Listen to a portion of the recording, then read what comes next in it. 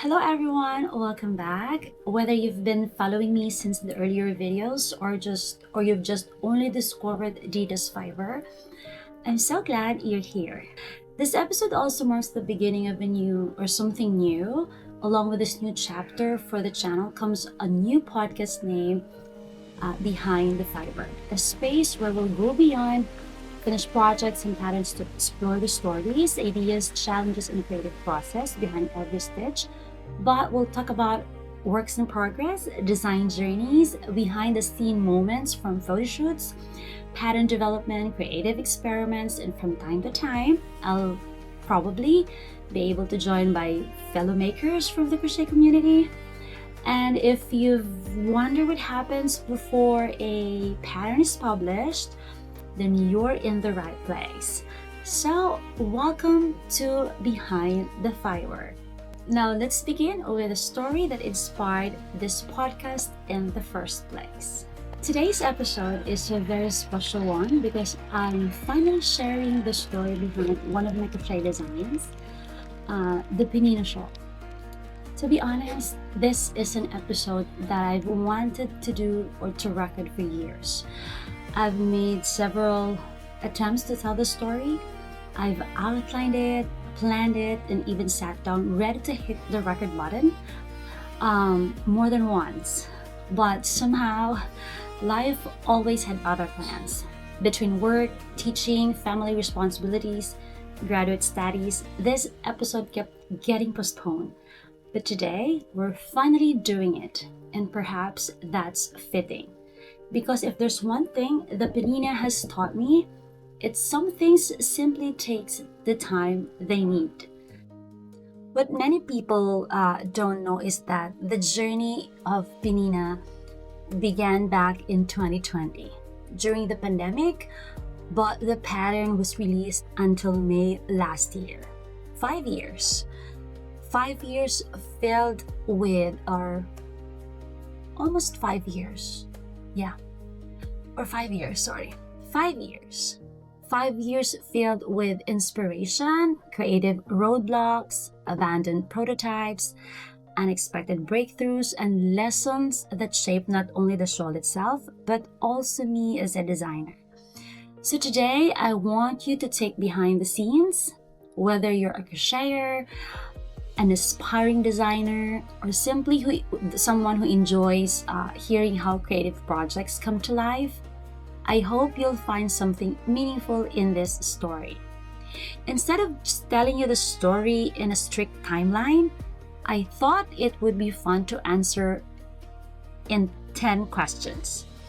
These are the same questions I often ask myself whenever I look back at one of my designs. They're also the kind of questions that probably fellow crocheters, when they see a finished pattern, and would wonder, how did this design begin? What challenges did you face? Or how did you figure that out? And through these 10 questions, I'll be sharing the experiences, the challenges, lessons, and unexpected discoveries that shaped the Pnina Shawl, from its earliest beginnings all the way to its release. Before we begin, I do want to mention that everything I'm sharing comes from my personal experience as a crochet designer. Every designer has a different process. What worked for me may not work for someone else, and that's perfectly okay. My goal today isn't to teach the right way to design, it's simply to share my journey honestly. And by the end of this episode, I hope you'll not only know more about the Pnina Shawl, itself, but also gain a deeper appreciation for creativity, persistence, problem solving, and growth that often happen behind every handmade design. So grab your favorite project and pour yourself a cup of tea or coffee, and then get yourself comfortable and join me as I revisit the story of the Pnina Shawl, a journey that unfolded one stitch, one lesson, and one breakthrough at a time. So let's start with the first question. What was on my mind when I started designing Pnina? Or what is the usual thought process when creating a new design? When I begin a new design, I rarely start with a finished vision in mind. More often, I begin with a sense, an idea, or simply a desire to create, and something that challenges and excites me. The Pnina Shawl came to life during the early days of the pandemic. Like many people at that time, I found myself navigating through the uncertainty, repetitive routines, and long days spent at home. Looking back, I am grateful that during the height of the pandemic, my daughter and I were staying in the province. It gave us opportunities to spend time outdoors, enjoy nature, explore the mountains, visit rivers, and create memories together during the difficult period in the world. I know it could have been different and difficult had we have spent it in the city. I figured crochet became more than a hobby. It became a creative outlet and a way to keep my mind engaged. I had quite a few projects and designs that came out during our stay in the province, and also I had a great time venturing out from my comfort zone in terms of crochet pattern creation. At that point, I already designed the Kalya Siva. It's also a shawl, and although it had not been tested and released, the experience left me eager to explore further and see what else I could do or what else I could create. Like after I was successful of creating Kalya Siva, I was eager to create and design another shawl.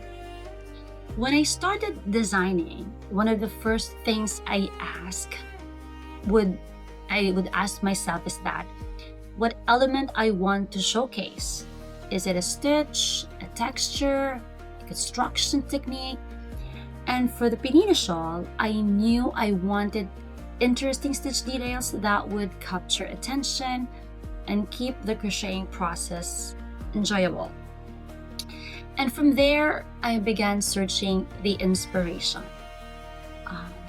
studying different stitch patterns, and exploring how they might work within a triangular shawl in a way that I usually do. Of course, I came across many beautiful stitch combinations since I wanted to level up my design. I will tell you more about this later. But I also had to be realistic.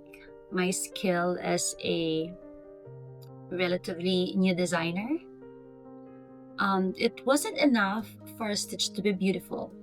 It also had to be adaptable to a shawl shape I envisioned, and manageable for me to develop into a complete pattern. Looking back, the Pnina Shawl was as much as a learning experience as it was a design project. It was an exercise in creativity, problem solving, and discovering what was possible with a hook, some yarn, and a willingness to experiment. Okay, let's go to question number 2. How did I decide which stitch patterns would work best for a shawl that I have in mind? By the time I started designing the Pnina Shawl, I already knew one thing. I wanted to incorporate more than one major stitch pattern. Most of my earlier designs relied on a single dominant stitch detail throughout the project.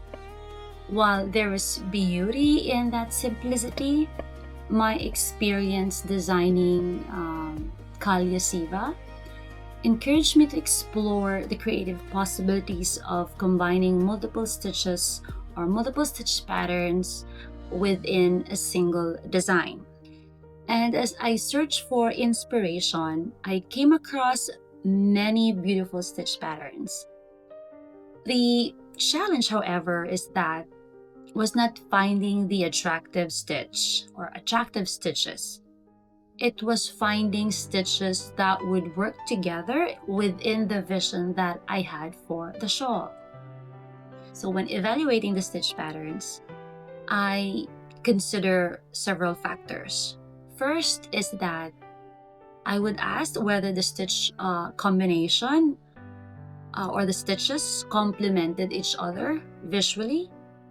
I wanted each section to contribute something unique to the design while still remaining cohesive with the overall look of the shawl.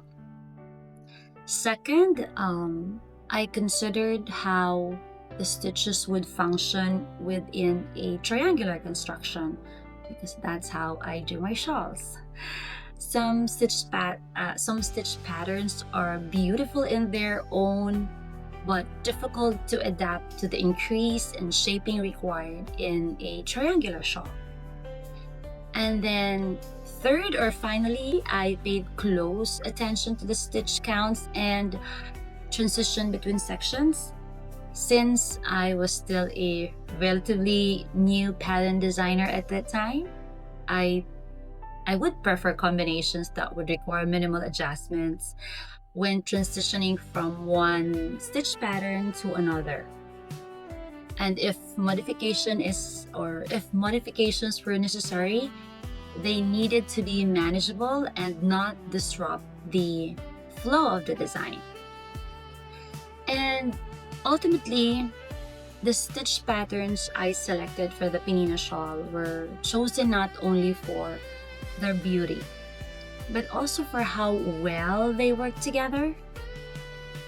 Since I wanted each stitch pattern to have a purpose that would contribute to the overall design and create a shawl that felt cohesive from the beginning to end. Question number 3. Do I consider yarn specifications when designing my shawls, especially the Pnina Shawl? Yes, I do consider yarn specifications when designing my shawls, but perhaps not in the conventional sense. When I designed the Pnina Shawl, my choice of yarn was influenced by how I had come to view shawls over the years. Around the time I started crocheting shawl patterns from various designers, I was also introduced to locally available gradient yarns. I immediately fell in love with them, with their different color transitions. The designers or the yarn designers are very much creative in that aspect. There was something magical about watching the colors transition gradually as the shawl grew row by row. And for me, a shawl made with gradient yarn is a complete wearable art piece. The stitch patterns tell one part of the story, while the changing colors tell another. Although I also appreciate the elegance of a shawl worked in a single color, gradient yarns became the standard against which I imagine most shawl designs. The first yarn I chose when designing the Pnina Shawl was a gradient yarn. It's not with me and it was not, finished completely. It was a gradient yarn from Astley's Crochet. I think the name is Surf and Turf. I forgot when did I bought it. It features shades of gray and mint green. It was a locally sourced 100% cotton fingering weight yarn, which was my preferred yarn type for my shawl making at the time. My preference for 100% cotton was also influenced by where I live. The Philippines is a tropical country, and the lightweight, breathable fibers are often more practical and comfortable to wear than heavier alternatives. Cotton provides comfort while still offering excellent stitches. Stitch definition, which is especially important for this design or when designing shawls with textured stitch patterns because it will hold up. I was also particularly drawn to fingering weight yarns, although working with finer yarns require more time and patience. I love the finished fabric they create. The strands may be tiny, but they produce a shawl that feels light. But they produce a shawl that feels light and airy when worn. And even when the shawl becomes large, it does not feel overly heavy, which is something I always appreciate in a finished piece. What drew me most of the surf and turf yarn, however, was the way the colors evolve throughout the project. And I love the way or the idea of the shawl that would slowly transform as it grew. It would reveal different shades of moods across the fabric. To me, the color transitions became part of the design itself, rather than simply a characteristic of the yarn.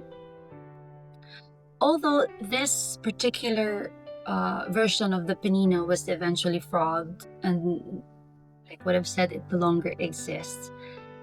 The yarn choice reflects an important part of my design philosophy. When I design shawls, I often think about how the stitch patterns and color transitions will work together.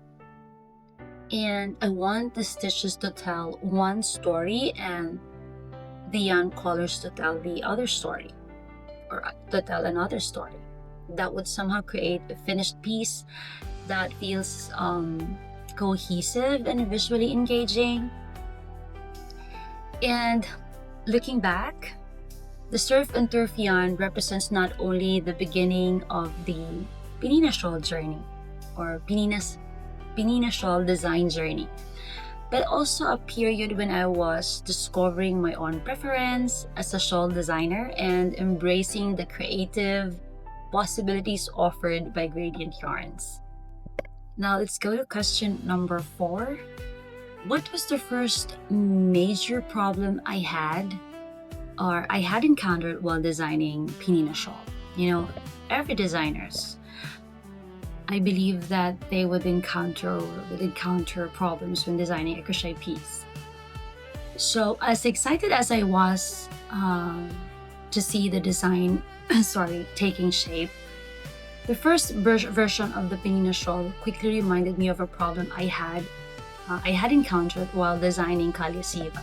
Like what I've said, I created Kalyasiva before I was able to design Pnina Shawl. Let me show you what I'm talking. So this is another Pnina Shawl. I think this is the last Pnina that I created, but I do have a whip with the Pnina pattern. Now, at the heart of the issue was one of the divider sections. So here, these are my dividers. This one. It divides this stitch patterns here. So this divider, as you can see here, was designed to create a textured ridge here. It's a ridge. Using your front post double crochet stitches. And what I particularly like about this technique was the way it created a clean and prominent raised line that separates the sections of the shawl from another, like what I've said here. So from here and here, since they have the same, so like this one separates. So like I name them dividers. So in the first divider here, everything worked exactly as intended. And then the textured ridge appeared at the correct side of the shawl and created the visual effect I wanted. Now the challenge appeared when I reached the second divider. So like here is the first one, and then this is the second one. So because of the construction of the shawl, I found myself working on the opposite side of the fabric. The stitch pattern that had worked perfectly in the first divider could no longer be executed in exactly the same way when I had arrived on the second divider. You know, the front post double crochet stitches that created that ridge were originally worked on the wrong side of the fabric here, since there's no textured stitch here, so I considered this the wrong side. Now, by the time I reached the second divider, I was facing the right side. When it's supposed to be, when I would be creating the front post double crochet stitches, I should be facing the wrong side. Now, the first solution seemed straightforward. Like I could simply substitute back post double crochet stitches to create a similar texture. But, however, when I examined the fabric that, when I have to create those back post double crochet stitches, I realized the result was not the same. The ridge looked different and the texture behaved differently, and the visual consistency that I wanted throughout the shawl was lost. Now, what made this challenge particularly significant was that it was not a new problem. I had already encountered a similar issue while designing the Calya Siva. Now, at the time, I had accepted the limitation and moved forward with the design, but as I worked with my Pnina, I found myself revisiting the same question and wondering if there was a better solution. Rather than settling for a workaround, I decided to take a closer look at the construction and understand why the issue was happening in the first place. So what began as a problem in the Pnina Shawl eventually led me to a solution that not only improved the Pnina design but also allowed me to revisit and refine the Calya Siva shawl afterward. And looking back, this challenge became one of the most important moments in the development of Pnina. Like, it was able to push me beyond simply combining beautiful stitch patterns and encouraged me to think more deeply about construction and as well as stitch behavior and consistency throughout the design. In solving the Pnina problem, I unexpectedly solved it for Calya Siva as well. Question number 5. How do I usually solve problems when designing, and how did I solve the one that I had with my Pnina Shawl? The one that I encountered with my Pnina Shawl. So after I identified the problem within the divider section, I knew I had a decision to make it. Or I knew I had a decision to make. I could either accept the limitation and move forward with a compromise, or I could take the time to understand the problem and find a solution that preserved the design exactly as I envisioned it. And then I chose the latter. What I usually do is that instead I would often set it aside and keep it as a reference piece. That was exactly what I did with the first one, the gray and the mint green version, the Surf and Turf from Astis Crochet yarn. And then, so rather than frogging it immediately, I kept it intact so that I could study the construction and revisit the exact point where I had the issue or where I had the issue occurred. Having the original piece in front of me allowed me to analyze the problem without losing the information contained in that design. I have also learned that some problems cannot be solved by forcing an answer. When I reach a difficult point in the design, I often step away. I often step away from it for a while and allow myself time to think. More often than not, the solution arrives when I am no longer actively crocheting. In fact, many of my design ideas came to me just before I fall asleep. Like when my mind is finally quiet enough to process the problem from a different perspective. That was exactly what happened with the Pnina Shawl. So as I continued thinking about the divider issue, I eventually realized that the textured ridge itself was not or did not need to change. The problem was not the stitch pattern, but the decision on how I was approaching it. So I come up with a solution that was to insert an additional row before the second ridge so that I would once again be facing the wrong side of the fabric when I would be doing the front post double crochet stitches. So once I had the solution in mind, I did not immediately return to the original shawl because had I done it that way, I would be frying it off. So what I did was, instead, I wanted to test whether the solution that I have in mind or I was able to come up would actually work. And that was when I started crocheting another version of the Pnina. And this time I used two solid colors. That was blue and yellow. I think I might be able to share a photo here.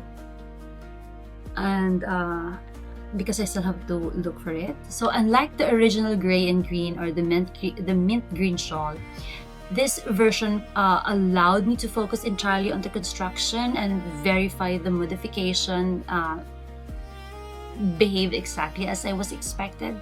The blue and the yellow piece was never intended to become a finished shawl. It was just, for the purpose to test the solution that I had, or to test the solution before I committed to revising the original design. It served as a proof that additional row successfully repositioned the work and allowed the both ridge here,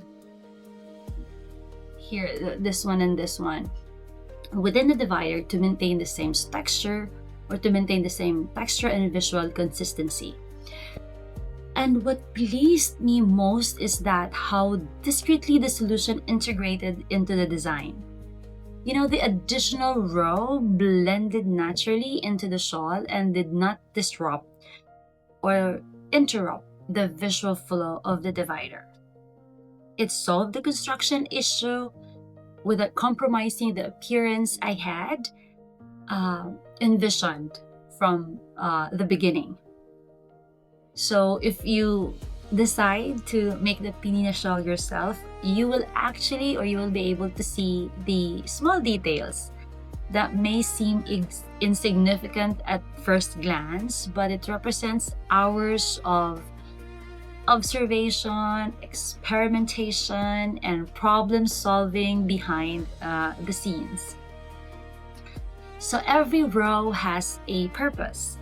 And in this case, that particular row exists because I was determined to preserve the original design vision rather than altering it to simply accommodate a construction challenge. So for me, this experience reinforced an important lesson about design. Like sometimes progress comes from stepping back, observing carefully, and allowing yourself the time to understand a problem fully. And the finished shawl may appear effortless, but Behind every stitch is a series of decisions, revisions, and lessons learned along the way. And for me, Pnina is a reminder that some of the important details in a design are the ones that almost no one notices. But without them, the design would not be what it was meant to be. So we have arrived at question 6, or question number 6. How did the first Pnina prototype came to life? So let me grab the first prototype. So this is the first prototype of the Pnina in like a dark green and orange color. So by the time I started what would become the first completed Pnina prototype, I have already gone through several rounds of experimentation and problem solving. With the gray and green version, it helped me identify a construction issue, and then the yellow and the blue one, blue and the yellow version allowed me to test and confirm the solution. And for the first time, I felt confident enough to begin the shawl again. Now, knowing that the design would finally behave the way I intended it to be. So for this first prototype, I chose the yarn. It was a customized gradient yarn from a local yarn seller. And at the time, I had 2 custom yarn cakes made because I was already thinking ahead to future designs and quietly hoping that one day I might have the opportunity for, collaborate with yarn makers. There was something exciting about working with a colorway that felt uniquely mine. I hope you can relate. Now, one of the 2 customized cakes, this is what I chose. So this is the green, dark green, and orange colored yarn. Now, looking back, you might be able to associate these colors with Halloween, but that was never my intention in the first place. I was simply drawn to the combination and excited to see how the colors would unfold throughout the design. So as I worked on the shawl, life outside crochet was also beginning to change. When I started designing Pnina, we were living with the uncertainties of the pandemic. The crochet became both a creative outlet and a welcome distraction from everything that is happening around us. And around halfway point of the shawl, this particular shawl, now our circumstances changed and we were relocated back to the city. And although restrictions had begun to ease, there were still certain health protocols that were still in place. Me and my daughter were required to undergo a quarantine after our relocation. And interestingly, it was during that quarantine period that I completed the first Pnina prototype. So I finished this particular shawl. And looking back, I find that detail especially meaningful. The idea was born during a season of uncertainty, and the first completed prototype has also reached its finish during a period of temporary isolation. The extra time allowed to focus on the shawl and finally see the design come together exactly as I had envisioned it. And after months of experimenting, revising, solving construction challenges, and even questioning different design decisions, I was finally able to hold the completed shawl in my hands. So this is the one. Now, what makes this prototype special to me is that this is not simply the first completed version. It also represents the moment when all the pieces finally came together. The stitch patterns were working harmoniously, the construction issue have been resolved, and the version or the vision that I had carried in mind for months had finally taken shape. When I look at this shawl today, I see more than a finished project actually. For me, this first completed prototype marks the moment when Pnina stopped being an idea and finally became a shawl. So let me show you the first prototype. I also have a photo that I would be able to share here. So when did Pnina became a pattern and not just a shawl? So the completed, completing the first Pnina shawl prototype was a significant milestone. But in many ways, it was only the beginning of the next phase of the journey. By then, I knew the design worked, and with the construction issue with the divider, sections have been resolved. The stitch patterns flowed as intended, and I had successfully completed the shawl. But what I didn't have yet was a pattern another crocheter could confidently follow. Now, one thing I had not been particularly disciplined about during the first prototype was documenting every stitch count and row count. Much of the design existed in my head because I was so focused at the time, or my focus on the time was on solving problems and bringing the concept to life. So that meant I needed to crochet the shawl again. So this is the official Pnina prototype. This lovely blue and red one.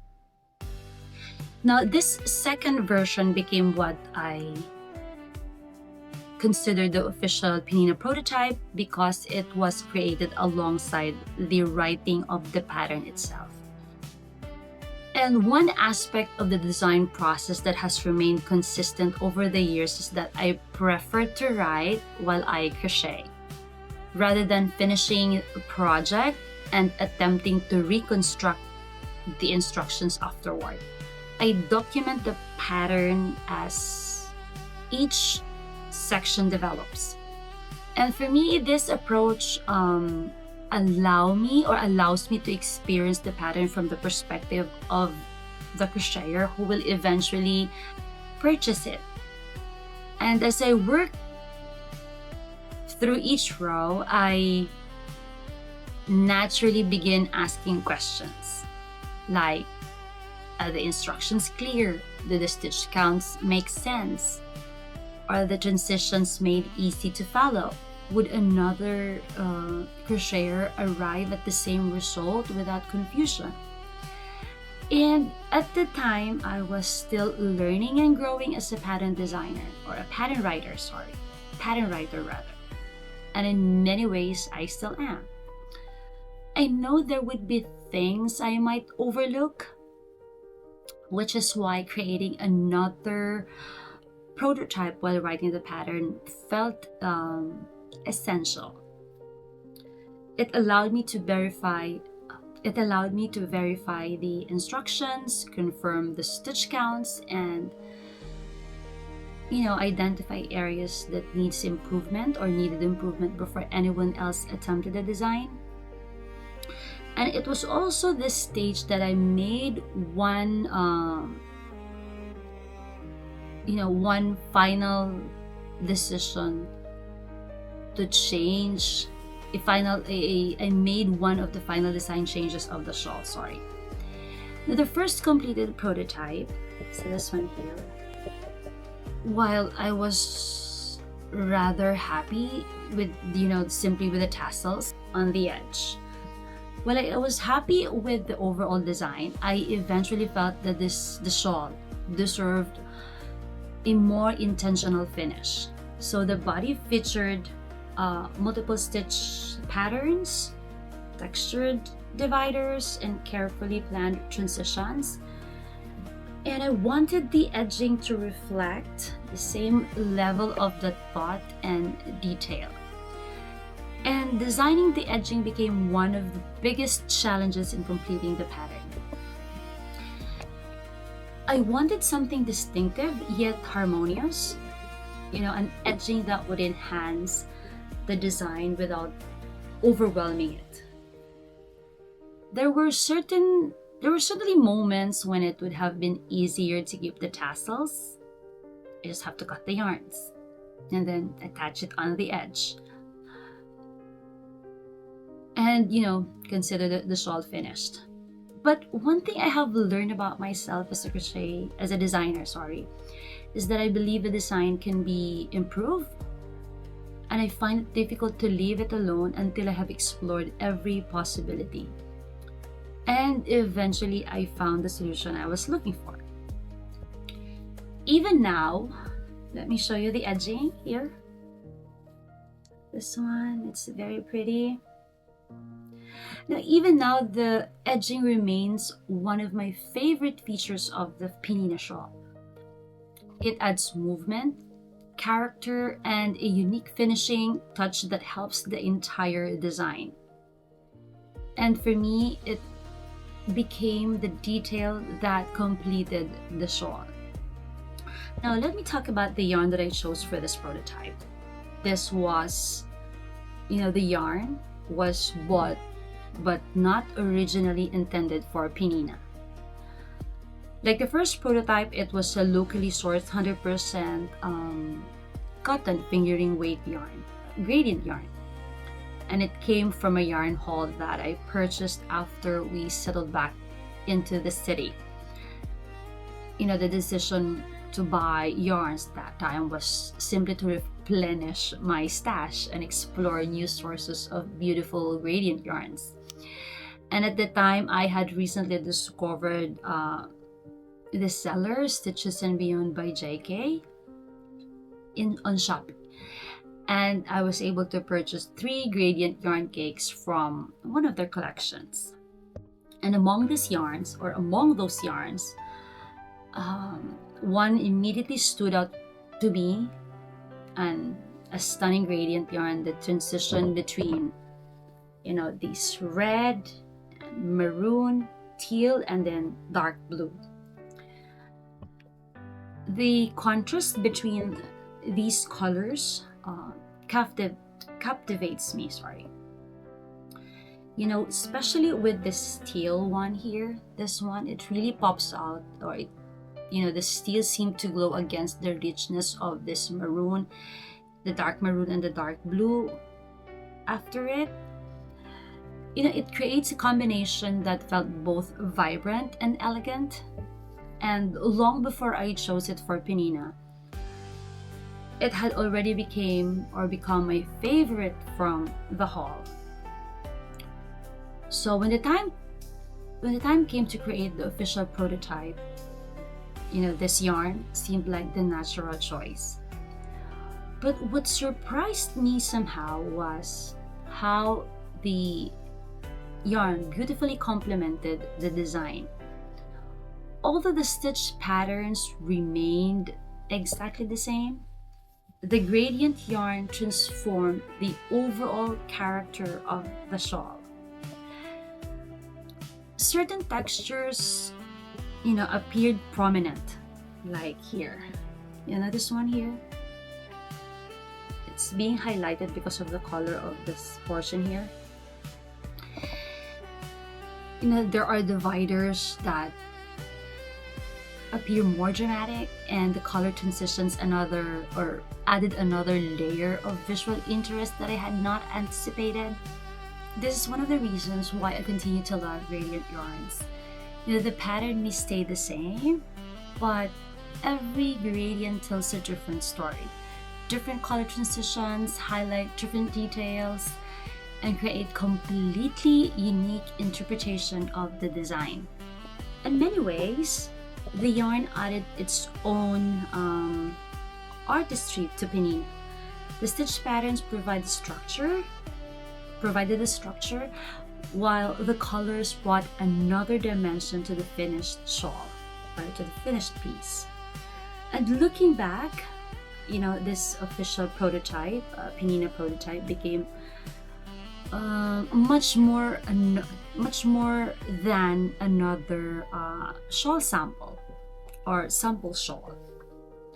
It was the version that allowed me to refine the instructions, verify the mathematics of the stitch counts, or verify the mathematics of the pattern. It also allowed me to develop the final design, or the final design of the edging, and provides experience the design through the eyes of the crocheter who would eventually make it.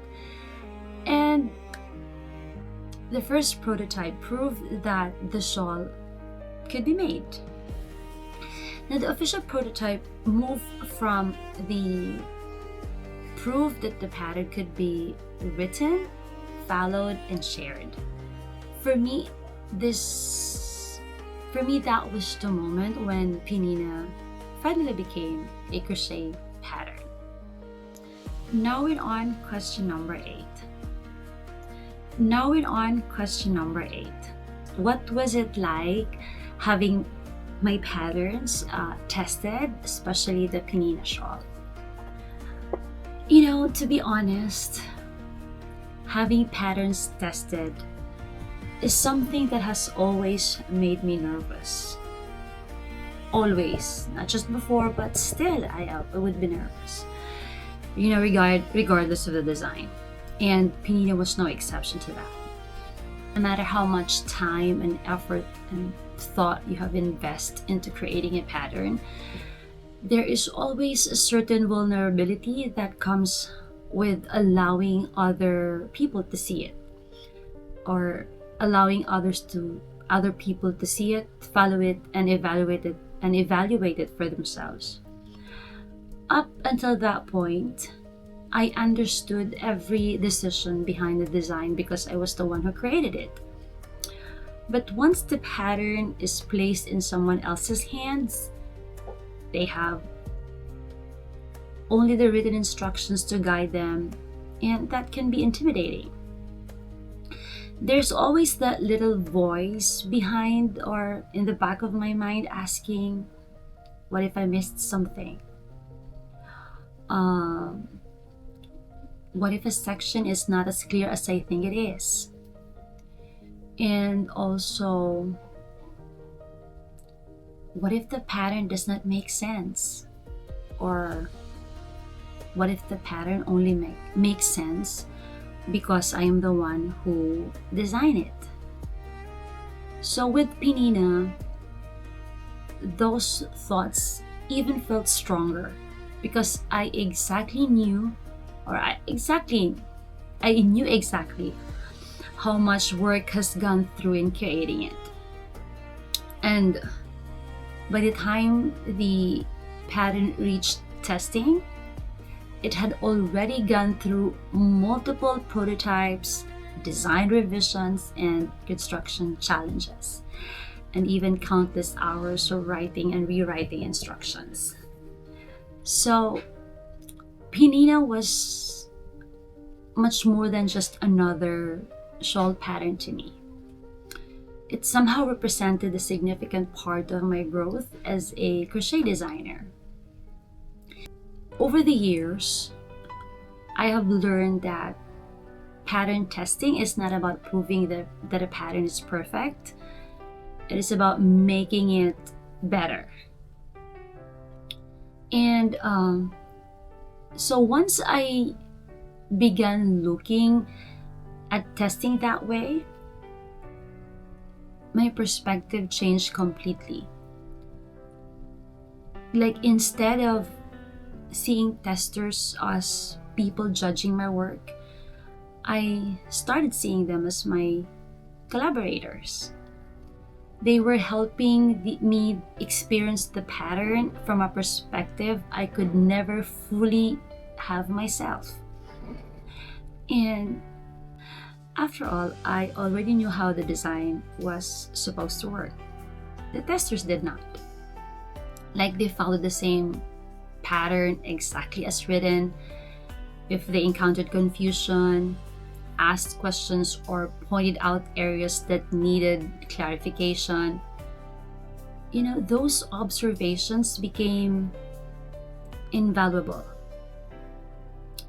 And every question helped make the pattern clearer, and every correction helped make it stronger. So one thing I would especially like to acknowledge is the incredible support I received from the testers who responded to my call for the Pnina Shawl pattern tests. So whenever I open a pattern for testing, I never take for granted the fact that someone is willing to invest their time, effort, and yarn and creativity into helping me improve my design. Testing a pattern is a commitment, and I'm always grateful to those who choose to be part of that process. With Pnina, I felt particularly honored to work with such generous and supportive crocheters. They did much more than simply follow the pattern.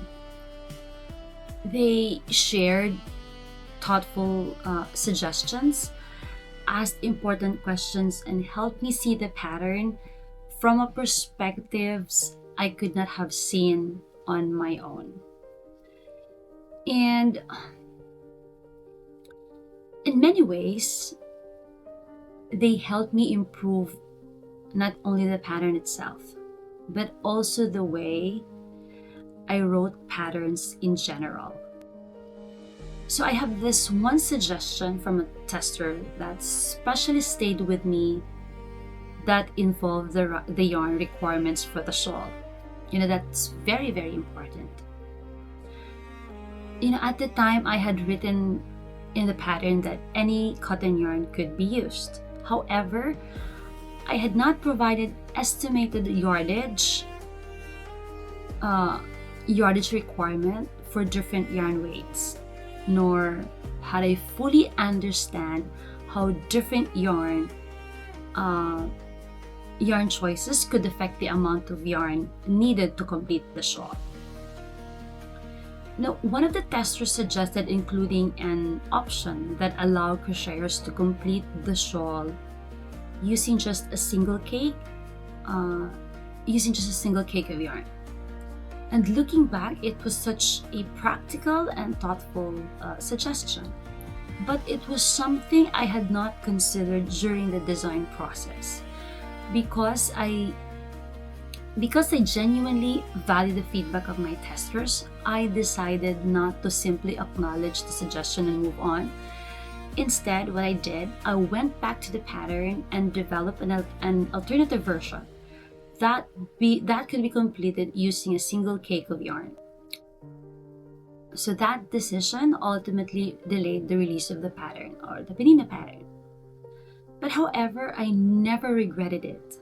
For me, releasing a pattern a little later was far more worthwhile than releasing it sooner without incorporating an improvement that could make it more practical and accessible to other crocheters. The pattern became stronger because of it. And another memorable experience from the Pnina pattern test was seeing the shawl work in a solid color. As someone who loves designing with gradient yarns, I naturally tend to envision my shawls with color transitions in mind. Much of Pnina's story, from the first prototype to the official sample, it's closely tied to my appreciation of gradient yarns, and the way that the gradient yarns would interact with stitch patterns. Then one of the testers created the shawl using a solid colored yarn. Seeing that version was a revelation. The shawl may have started as my idea, but the final pattern was strengthened by the insight, generosity, creativity, and support of the testers who helped me shape it along the way. Their feedback improved the pattern, changed my assumptions, and even inspired versions of the design that I might never have explored on my own. For that, I will always be grateful. Pattern testing will probably always make me nervous. There is a certain vulnerability in placing your work in the hands of others and inviting feedback. But over time, I have learned that those moments of vulnerability often lead to the greatest growth. And if Pnina taught me anything, it is that a good pattern becomes even better when you're willing to learn from the people who make it. One thing I learned from the testing process is that once a pattern leaves your hands, other crocheters will often see possibilities that you never considered yourself. That experience reminded me that designing may begin as a personal journey, but patterns become richer through collaboration. Now we're on question number 9. How did the Pnina Shawl get its name, and what does the name mean to me? Now, one thing that many people may notice about my designs is that most of them have feminine names. This is true not only for my shawl patterns, but for many of my crochet designs as a whole. That is actually intentional. Somewhere along my design journey, I developed a personal tradition of naming my designs after girls' or women's names,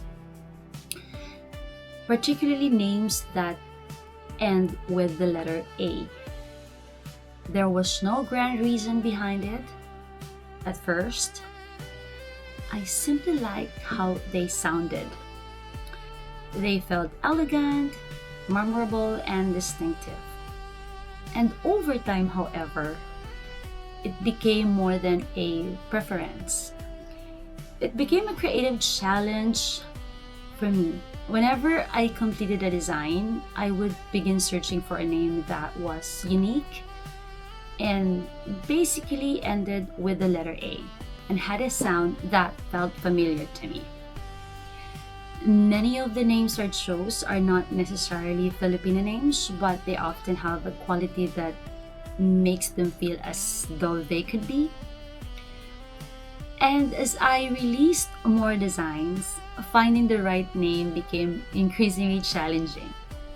Yet, it was a challenge I genuinely enjoyed because it introduced me to names I might never have considered otherwise. Like I have La Copa, Makea, Malaya. Those are the names that I have with my other designs. One thing I should clarify is that my designs are almost never created around a name. In fact, it is usually the opposite. The design always comes first, and by the time I begin searching for a name, the stitch pattern have been selected, the constructions have been worked out, and even the overall design has already taken shape. Pattern testing and final refinements may still be ahead, but the design has developed enough character to deserve the identity of its own. That was exactly the case with Pnina. The shawl did not revolve around the name, nor did the name influence the design decisions. It was only after the design had taken shape that I began searching for a name that would fit that would fit both the shawl and the naming tradition I had established for myself. The name Pnina came to mind because I had encountered it years earlier through a wedding gown designer, Pnina Shawl. I remember being drawn to the name immediately because it was distinctive. It was elegant and memorable, and unlike any name I had heard before. At the same time, I admired Pnina Shawl's work. Her wedding gown designs are known for their intricate details and craftsmanship. Qualities I have always appreciated in any form of creative work. While crochet and bridal fashion are very different disciplines, I have always believed that inspiration can come from unexpected places. Sometimes it comes from a yarn and stitches, and other times it comes from art, nature, architecture, or the work of another designer in an entirely different field. When it came time to name the shawl, the name resurfaced almost naturally. It was unique, and it ended with the letter A. And most importantly, there was something about it that simply suited the design. There was no deep symbolic connection between the name and the stitch patterns themselves. Rather, the name carried a sense of elegance, creativity and individuality that felt consistent with the character of the shawl. And looking back, giving the shawl its name felt like the final creative step before sharing it with others.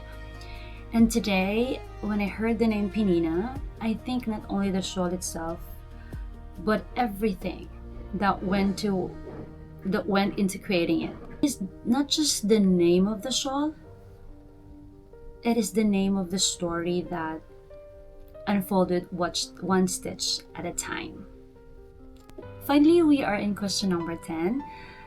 And the question is, do I always take this long to release a pattern? The short answer is sometimes yes. If you've followed my designs over the years, you may have noticed that there can be a significant gap between the time I create the design and the time I actually release the pattern. And Pnina is perhaps one of the best examples of that. Like what I've already said, it took me 5 years to release the pattern. For me, designing a crochet pattern and releasing a pattern are two very different things. Creating the design is often the exciting part. That is where the ideas flow, the stitches come together, and the project begins to take the shape. And releasing the pattern, however, is an entirely different process. It requires writing, editing, checking stitch counts, creating samples, organizing photos, coordinating testing, reviewing feedback, making revisions, and ensuring that the pattern is something other crocheter can confidently follow. It's a lot. Like what I've said, it's quite different from designing a pattern. As much as I enjoy designing, I have always been aware that I'm not an expert pattern writer. I am constantly learning, improving, and finding ways to make my patterns clearer and more user-friendly. And because of that, I tend to take my time. I rarely rush a pattern simply to get it released. If I feel there is something that can still be improved, I usually want to explore it first. Sometimes it means revising instructions. Sometimes it means adding options. Sometimes it means incorporating tester feedback that had not originally considered. And sometimes life simply happens. And one thing that many people may not realize is that crochet is not my full-time work. In fact, I wear several hats outside my creative life. Also realized that while I was developing the pattern was also developing me as a designer. While the shawl sat patiently waiting for its final release, life was unfolding in many ways or in many directions at once. At the same time, the pattern itself continued to evolve. And every time I returned to the pattern, I brought with me new knowledge, new experiences, and a fresh perspective that ultimately make it better. And because of that, I do not see the delay as a lost time. In many ways, I believe the pattern benefited from it. Pnina was never abandoned. It simply stayed with me longer than I expected. Looking back, I do not think Pnina took a long time to release because I lacked confidence in it. Rather, it grew alongside me as a designer. And by the time I finally released it, Pnina was no longer just a shawl pattern I had designed during the pandemic. It had become a reflection of years of learning, problem solving, perseverance, creativity, and personal growth.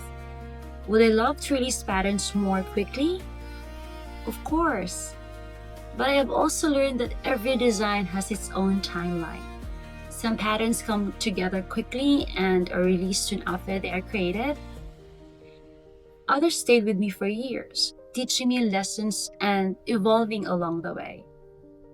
Pnina was one of those designs, and perhaps that is why it remains so special to me. And that brings us to the end of the story behind the Pnina Shawl. If you've stayed with me throughout this journey, thank you so much. Thank you for allowing me to finally share this story. This has been something I have wanted to do for a very long time, and I'm grateful that I'm finally able to sit down and revisit the journey with all of you.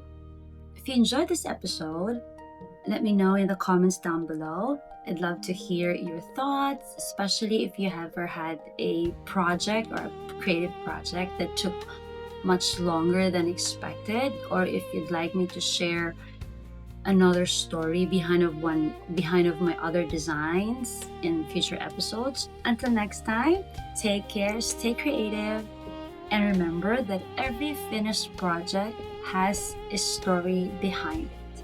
Sometimes that story unfolds quickly, and sometimes it takes years. Either way, every journey begins with a single stitch. Bye for now, and happy crochet!